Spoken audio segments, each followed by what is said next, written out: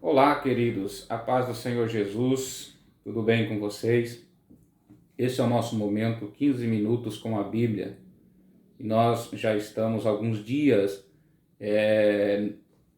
falando sobre o livro do profeta Daniel. E hoje nós queremos falar no capítulo de número 3, ou entrar no capítulo de número 3 deste grande livro que traz-nos lições importantes, né? Lições extraordinárias, principalmente para esses dias que estamos vivendo, tá?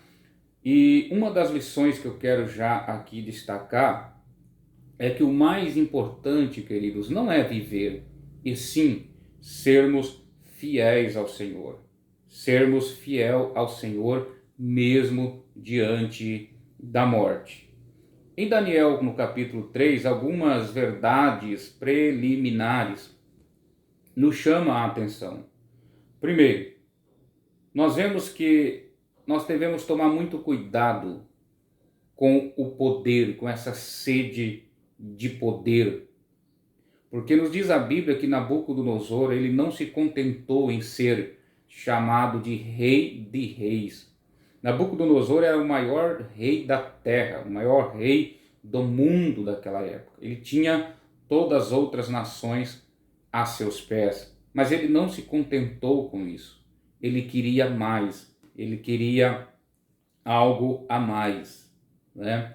E nós vemos que ele fez então uma estátua de ouro com 30 metros de altura, e essa estátua ela tinha sua fisionomia, ela tinha sua aparência, e ele então exigiu que os seus súditos viessem o adorá-lo, sob uma pressão, sob uma ameaça, tá? Ele queria adoração para si mesmo.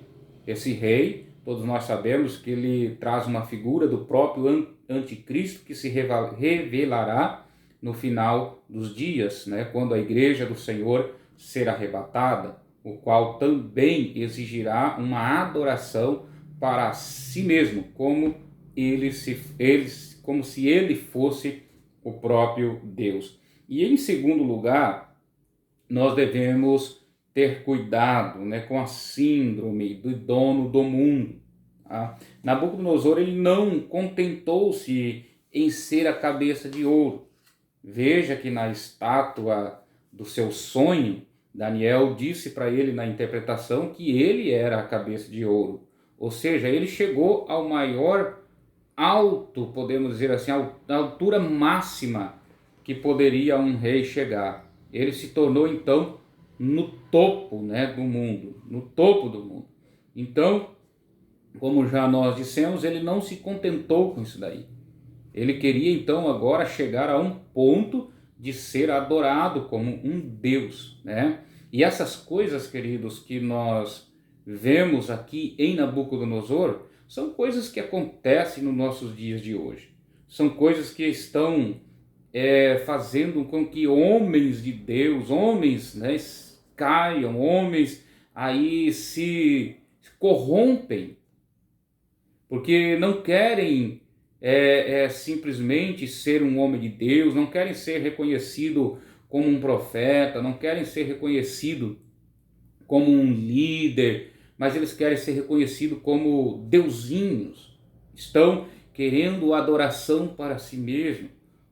Homens que sobem nos púlpitos e exigem, né, aplausos, exigem adoração para si mesmo. Então nós devemos tomar muito cuidado com essa síndrome, tá, de Nabucodonosor, de querer ser o dono do mundo, enquanto somos simplesmente vasos e ainda de barro, né, para ser usado na mão do nosso Senhor Deus. Tá? E em terceiro lugar, isso aqui me chama a atenção, querido, que o poder dos tiranos, o poder desses homens, eles sempre se barram em um pequeno remanescente que decide ser fiel a Deus. Esse poder desses homens malignos sempre vão se barrar em uma minoria que sempre resiste eles, que sempre decidem ser fiel ao Senhor, custe o que custar. A Bíblia nos diz que Nabucodonosor, quando ele exigiu essa adoração para si mesmo, e quando ele achou que tinha o domínio de todos, existia ali 3 jovens que se posicionaram contra esta atitude, que se posicionaram ali sendo fiel a Deus e não se curvaram, não se prostraram perante esta estátua, o que causou um ódio terrível, né, em Nabucodonosor. Então, sempre o poder dos tiranos sempre vão barrar em atitudes como estas. Sempre terá alguém que vai se posicionar contra, e que esta lição fique para nós neste vídeo, nesta manhã, nesta palavra. Que esta lição fique para nós, que sejamos ou que fazemos parte desse grupo de 3 que não se curva, que não se vende para o pecado, que não se vende para uma coisa como esta. Quando nós olhamos para esse capítulo, querido, nós vemos 5 verdades fundamentais que podem, né, ser identificadas aqui dentro desse capítulo. Primeira verdade que eu destaco aqui é a prova, tá? A prova que esses moços passaram.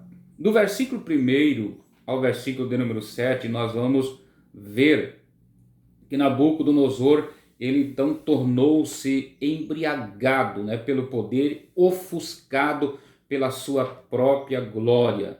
Exigiu ali a adoração a ele mesmo.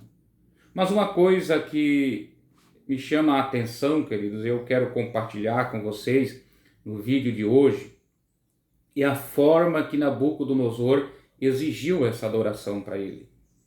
Ele levantou a estátua, exigiu que todos os povos o adorassem, aquela estátua da sua fisionomia, da sua cópia mesmo, e sobre pressão ou sobre ameaça de morte. Isso não é uma adoração verdadeira. Isso não é uma devoção natural. Todos ali se curvaram, todos ali o adoraram, porque estavam sob pressão de morte. Porque quem não adorasse, diz a Bíblia, seriam lançados na fornalha de fogo ardente. Então, Nabucodonosor queria uma adoração, mas sob pressão, sob pena de morte. E quando nós olhamos, eu quero trazer aplicação para os nossos dias de hoje, quando olhamos para muitas religiões hoje, queridos, né, que exigem esse tipo de adoração. Uma adoração não voluntária, uma adoração não por amor, mas por terror.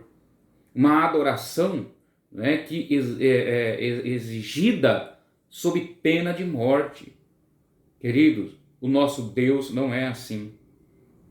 O nosso Deus, ele quer sim uma adoração, mas uma adoração voluntária. Mas uma adoração que parte de nós mesmos. O próprio Jesus disse que o Pai busca adoradores, verdadeiros adoradores que o adoram em espírito e em verdade. Com Deus não funciona assim. Com Deus não funciona com o terrorismo, igual muitos pregam. O próprio Jesus disse lá, né, em Mateus, quem quiser vir após mim, é uma escolha que nós precisamos fazer. Há uma escolha que nós precisamos fazer. Quem quiser vir após mim, isso é natural, é você que escolhe. Negue-se a si mesmo, tome a sua cruz e siga-me. Não é uma adoração à base de fogo e ferro. Não é uma adoração sob pressão de morte. E Nabucodonosor, ele chegou a ser tão tirano que ele queria uma adoração, sim, mas sob pena de morte. Quem não adorasse seria lançado na fornalha de fogo ardente. Então esses moços estavam passando por uma prova terrível. Eles estavam passando por uma prova, podemos dizer, de fogo realmente. Eles tinham que decidir ou adorar a Deus, a quem eles professavam, ou morrer na fornalha. Glória a Deus. E para surpresa de Nabucodonosor e de todos que estavam ali, eles decidiram ser fiel ao Senhor. A segunda verdade fundamental que eu quero destacar aqui, nesta manhã, nesse vídeo, é a acusação. O versículo 8 ao 12 vai nos revelar que quando aquele jovem não se prostraram perante aquela imagem, diz a Bíblia que os caldeus o acusaram para o rei. Chegaram ao rei e disseram: olha, rei, existe uns judeus que não fizeram caso de ti e nem adoraram a imagem que tu levantaste. Eu quero destacar aqui, querido, uma verdade, para que você entenda algo. Esses caldeus, eles faziam parte daquela classe de magos e astrólogos que estavam sentenciados à morte lá no capítulo 2. Você lembra quando nós falamos aqui sobre a estátua que o rei Nabucodonosor sonhou, teve o sonho com a estátua, mas quando ele acorda de manhã cedo, ele esquece do sonho. Ele disse: fugiu-me, aquilo que eu sonhei fugiu, não sei. Me perturbou tanto, eu não lembro mais como foi o sonho. E a Bíblia então vai dizer que os caldeus, os astrólogos e os magos disseram para o rei: dá-nos o sonho e nós vamos dar a interpretação. E o rei disse assim: já que vocês não conseguem me dar o sonho e nem a interpretação, vocês serão mortos e as suas casas serão feitas monturos. Então, esses caldeus faziam parte dessa classe. Eles estavam sentenciados à morte com toda a sua família e toda a sua casa destruída. Eles iriam morrer por uma ordem direta de Nabucodonosor. Mas no capítulo 2 a Bíblia nos diz que Daniel entrou na presença do rei, pediu um tempo e convidou os seus amigos Sadraque, Mesaque e Abednego para orarem a Deus e darem interpretação ao rei. E Deus, por misericórdia, deu a Daniel o sonho e a sua interpretação. Daniel volta então e traz o sonho e a interpretação para Nabucodonosor. E com aquela atitude de Daniel, juntamente com esses 3 jovens, seus amigos, esses caldeus e como também os magos, eles foram libertos da morte. Então, querido, nós olhando para uma verdade aqui, esses caldeus, eles tinham então uma dívida eterna com esses jovens. Porque foi por causa deles que eles não vieram ser mortos junto com as suas famílias. Mas agora, olha o troco que eles estavam dando para estes jovens. Quando eles viram que eles não se prostraram, foram eles que foram acusar estes jovens, de traição. Por que eles fizeram isso? Por causa da inveja. Esses jovens estavam no governo de Babilônia, faziam parte, estavam acima deles. E eles não queriam isso. Então eles queriam matar, queriam realmente, a morte desses jovens. Mas eles tinham uma dívida eterna com eles. Mas eles foram movidos pela inveja. Eu quero destacar aqui, querido, esse cuidado com a inveja. A inveja fez com que Lucifer se rebelasse contra Deus, um querubim ungido, ficasse descontente com Deus, mesmo no céu. E caindo de lá se tornou um demônio na terra. A inveja leva, querido, à morte. A inveja leva à destruição. A inveja leva à destruição de famílias. A inveja, ela é do inimigo. Ela é a arma mais poderosa que o inimigo tem contra os filhos de Deus. Tome cuidado com a inveja.